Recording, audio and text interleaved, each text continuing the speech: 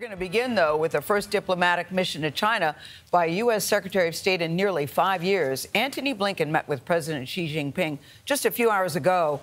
The long-awaited meeting follows growing tensions between the two superpowers over a wide range of issues.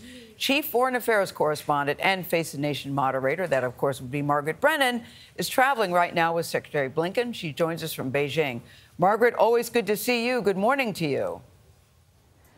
And good morning. Here in Beijing, the atmosphere has been tense, with each minute of the past 2 days of meetings carefully scripted because of the high stakes. It all culminated in a 30-minute face-to-face meeting with President Xi Jinping. Good afternoon. This brief face-to-face encounter with Xi Jinping, China's all-powerful leader, is why President Biden sent Secretary Blinken to China. The United States and China have an obligation to responsibly manage our relationship. This intense diplomatic push is meant to avoid a direct conflict. Blinken is the first Secretary of State to visit since 2018, due in part to China's severe pandemic lockdown, but also the plummeting relationship. Blinken and Wang Yi, the top foreign policy advisor and a Communist Party leader, had a terse exchange. They'd clashed in February, shortly after the U.S. shootdown of the Chinese spy balloon, when Blinken confronted him with intelligence showing that Beijing was considering providing weapons to Vladimir Putin. For its part, Beijing objects to recent U.S. restrictions on sales of high-end technology, the expanding American presence in the Pacific, and U.S. support for Taiwan. Progress is hard. It takes time, and it's not the product of one visit, one trip, one conversation. My hope and expectation is we will have better communications, better engagement going forward. Blinken's prime goal: open lines of communication to avoid a military clash with a nuclear power. The door is open. My phone line is open. China's military chief refuses to meet or talk to Defense Secretary Lloyd Austin.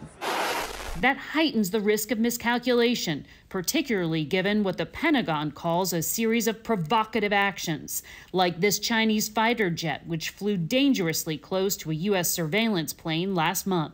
I think China's sending a message, hey, we're in charge now. You're finished, to the West and to the United States. And I think it's indicative of what they hope to achieve. The Biden administration argues that China is the only country with both the power and the intent to change the global order that the U.S. has dominated for the past century. So managing this competition, Gail, is going to be an ongoing challenge. It sure sounds like it. Margaret, I know you've got to go because you're going to be doing an interview with Secretary Blinken. But before you do, were there any specific agreements that you can talk about? Well, Gail, they may seem small, but there was an agreement to try to restart direct flights between the two countries, to try to boost student exchange programs, part of an effort to build understanding. And there'll be more meetings. The Treasury Secretary is expected to come. That's important because the economies are so intertwined. And the goal is to have President Xi and President Biden meet perhaps this fall.